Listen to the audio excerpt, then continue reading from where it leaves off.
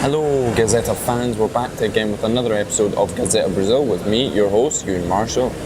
As you can see, we ventured out onto the mean streets of São Paulo today, but I've found some sanctuary in this nice little cafe with a little cappuccino and this extravagantly oversized slice of chocolate cake.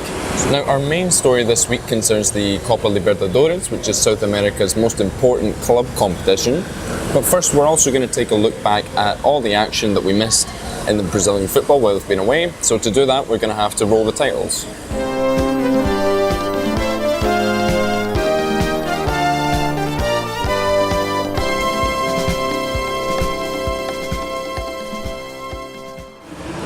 So it's been 2 weeks since we last saw each other, and already after only 3 matches, there are no teams in Brazil's top division with 100% records left.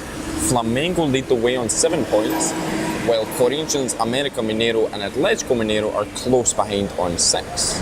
Now we've got a couple of interesting ties this weekend, starting on Saturday night as São Paulo host Atlético Mineiro.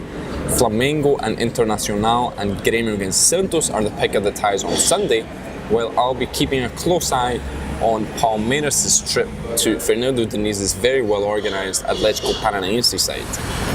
Now, on to today's main story. We're talking the Copa Libertadores, which is one of the most passionate and important club competitions in world football.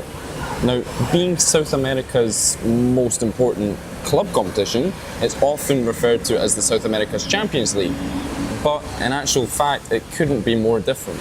So imagine, if you will, Luka Modric having to be sheltered by riot shields as he tries to take a corner kick, or Virgil van Dijk taking to the field in the final with a needle hidden in his sock just so that he can stab Cristiano Ronaldo anytime the referee is not looking.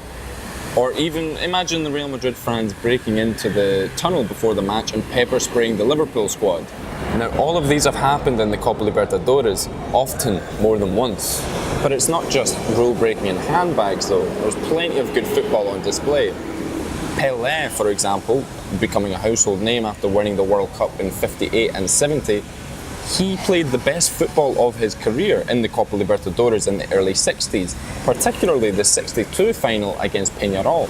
And in 1981, Zico's Flamengo were absolutely unstoppable, and people only started to sit up and take notice of Neymar after he took Santos to the Libertadores title in 2011. Now, fans openly admit that they are consumed with the idea of winning the Copa Libertadores. For example, one of Palmeiras' most famous fan chants has a line that says that the Copa Libertadores is their obsession. And it's not just the supporters, because players too are mad about winning the tournament. European football stars Ronaldinho, Ronaldo and Deco all came back to Brazil hell-bent on winning the Copa Libertadores. Deco even once said that he would exchange both of his Champions League winners' medal just for one Libertadores title. So what is so special about it? The thing is, the Libertadores has everything. There's quality, skill and organisation, but there's also gamesmanship and aggression and a real hunger to win, as well as the constant rekindling of international football rivalries. Now, being the best team on the pitch is only ever going to take you so far in the Libertadores. You also have to be incredibly clever and very mentally strong. Now, one of the hardest things to do in world football is play a match away from home in the Copa Libertadores. Teams often have to face long and arduous journeys just to get to the cities in which they'll be playing in, and when they do arrive, they're hardly given the red carpet treatment. Now, it's standard practice for opposition fans to camp outside the away team's hotel, having loud parties and impromptu fireworks displays until the wee hours of the morning. And it's also common for the team bus to get lost on the way to the stadium for being pelted with rocks and bottles. Now, the clubs themselves are no more hospitable.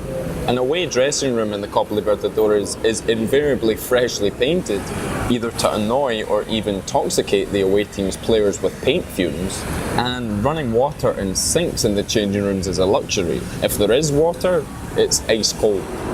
And on the pitch, the atmosphere is hostile to say the least.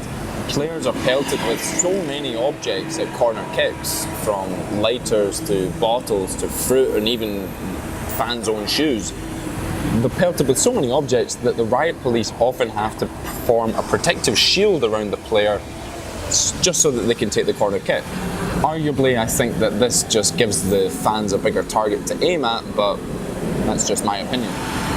Well, at times this can definitely get out of hand, as in 2015 when a Boca Juniors fan broke into the tunnel and pepper sprayed the River Plate team before half-time.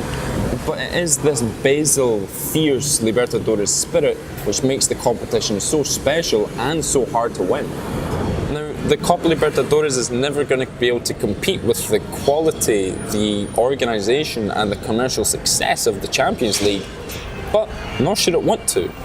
Now, looking at this year's tournament, we are currently 2/3 of the way through the group stage, and only 2 of Brazil's 7 representatives have already guaranteed qualification to the next round. That's Palmeiras and Santos. Now, Santos sealed their qualification this week with a goalless draw between 2 of the teams in the chasing pack, while Palmeiras guaranteed their qualification last week with a 2-0 win away from home to Boca Juniors in Buenos Aires, which is no mean feat. Now, with 10 points in 4 games, Palmeiras have the best record of the Libertadores so far. And with their deep squad full of quality players, they have to be considered favourites on paper at this point. But their performances haven't really been consistent, and even in their win against Boca Juniors, which was the first time that Boca Juniors have lost by more than 1 goal to any foreign team in the Copa Libertadores, even in that game, Palmeiras were less than convincing. Elsewhere, other Brazilian side Cruzeiro are now picking up steam, as after a difficult first couple of games, only picking up 2 points in the first 3 games, they have now scored 11 goals without reply in their last pair of matches. They smashed Universidad de Chile 7-0 at home, and then on Wednesday night they went and beat Vasco 4-0 in Rio de Janeiro. Now, they face a difficult test in their last match, however they are hosting Argentinian side Racing, who are in good form, but they should have enough to come through. So either way, at this point, it's impossible to predict who is going to be in with a shout of the Libertadores title, because South American football is so fluid with personnel changes on and off the pitch. And we're also going to be having a European summer transfer window in between the group stage and the last 16, meaning that the squads are going to be drastically changed by the time we get to the knockouts. So that's all for this week. I hope you enjoyed this beginner's guide to the Copa Libertadores. Be sure to share and comment on the video if you liked it, and make sure to subscribe to our YouTube channel as well for more videos in the future. And also be sure to like us on Instagram, because I'm doing a lot of kind of match day stories which people seem to enjoy, so follow us there. And as always, I'll put all the links to our various social media in the description below. Now, there's a good chance that there will be no new episodes for the next couple of weeks, because I will be taking a little trip up to the Amazon jungle for a holiday, but I might be able to put something out early next week, so keep an eye out for that. So thanks again for joining us. I'm Ewan Marshall, and I am desperate to finish this cake, so ciao ciao.